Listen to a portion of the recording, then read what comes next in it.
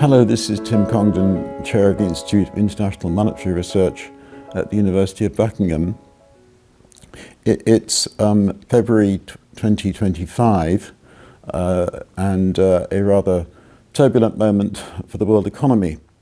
Normally in these videos I look at monetary trends and the implications for inflation or deflation, but today I want to focus on the current topic really, which is the threat to the international rules-based trading system that's posed by Donald Trump with his rather arbitrary impositions of tariffs and such like on America's trading partners. In my opinion, economists have lost public respect in recent years, partly by being very wrong about inflation in the 2020s. And I think it's a shame that, partly because of this, what they say about free trade and protection doesn't receive the attention and publicity that it deserves. Economists are almost uniformly opposed to protectionism and isolationism of the kind that Donald Trump now seems to be pursuing. And what I want in the next few minutes is to set out a fairly standard textbook case for trade, free trade, and to explain why Donald Trump is very, very wrong. I'm afraid it's going to be somewhat in the nature of a classroom instruction rather than a sort of general discussion, but it needs to be that, I think, just to get over the key ideas. So I'm going to start off with this in the first part of my talk about the gains from trade, and I'll come up with a magic XYZ triangle of what these gains are. And by the way, it's critical to understand that these gains arise when nations' ability to produce things isn't changed at all. The extra consumption is made possible by trade, but their ability to produce isn't changed. Then I'll talk a bit more about more dynamic aspects of the argument for free trade, and then I'll conclude. Now I'm going to start off with a couple of countries. Let's start off with country A, and country A can make 200 ships and 200 cars. And country B can make 100 ships and 200 cars. So if they're isolated, no trade, they can only produce within those confines. And so we can imagine for both countries what's called a production possibilities frontier, and they can't produce more than what's inside that frontier. And obviously, if it's not produced, they can't consume it either. What I'm going to do now is show you the magic of trade. Let's suppose that in these countries the production is resources that go into production are split equally between cars and ships. Then plainly, country A can produce 100 ships and 100 cars. And country B can't produce many ships. It produces 50 ships and 100 cars.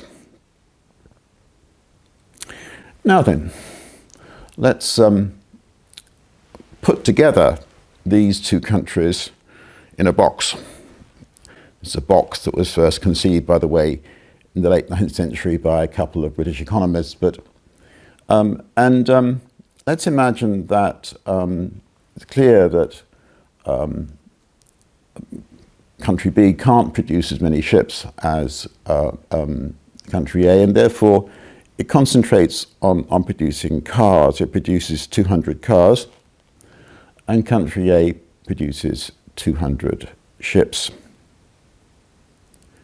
You'll see that then means that the potential consumption of these two nations is increased by 50 ships. There's that magic triangle, that XYZ triangle, that is there because of the scope for gains from trade due to specialization. That is the benefit of opening up to trade.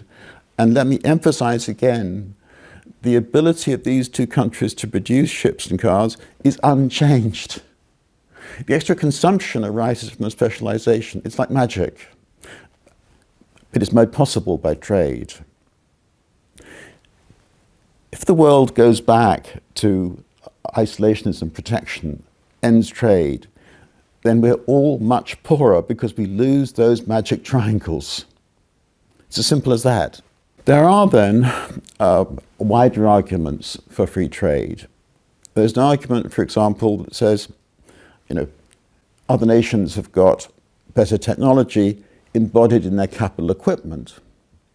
So let's have trade in capital equipment, and then the nations that don't have that technology can pick it up, and that then means they're more productive. In technical terms, the production possibilities frontier moves outwards to the right. Also important is that specialization facilitates economies of scale. Economies of scale reduce unit costs, improve productivity. That again moves the production possibilities outwards to the right, makes us better off. So there are these dynamic benefits from trade, as well as the static benefits, if you wish, we could call them that arise from the gains from trade, those magic triangles. There's then, I think, a very important point about the political consequences of nations with free trade. The government pursues free trade.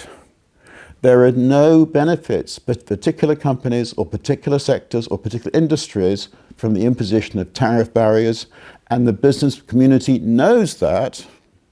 They don't engage in rent seeking, they don't get mixed up in trying to corrupt politicians. There isn't the kind of cronyism you see in places, many countries say in Latin America. Free trade is good for a nation's political culture. One thinks about Singapore, notably where the public servants are notably free from corruption. So Singapore has got a complete free trade. It goes back to its founding in 1819 when it was set up as a treaty port with free trade.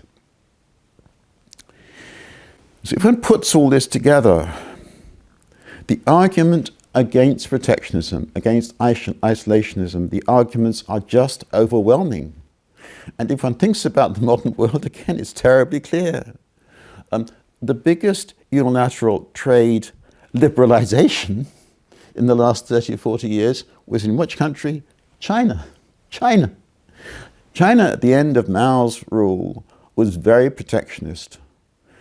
The little colony of Hong Kong had greater trade in terms of value of its exports and imports, had greater trade than the entire Republic of China when Mao died. That is true as a fact, all right? And then Deng Xiaoping understood why Hong Kong was successful and China wasn't, and he liberalized trade. He set up special economic zones to imitate Hong Kong, and eventually this whole of China became, in effect, a kind of special economic zone. There are still some tariffs in China, but the tariff levels are rather like those of most developed countries. And in the process, China's exports and imports have boomed, and China has come a long way in catching up with Western advanced countries. I think I've said enough. The case against protectionism is just overwhelming. I'm not going to say anything more about Donald Trump. You can imagine my views about the man. He is doing a lot of harm. And not only are there these very powerful economic arguments, there is also the massive loss of soft power that's now going on that America has held for decades because of its, in the past, its commitment to a rule-based economic order, international order, which in fact it sponsored and promoted, has done so ever since really the 1930s, late 1930s. Thank you.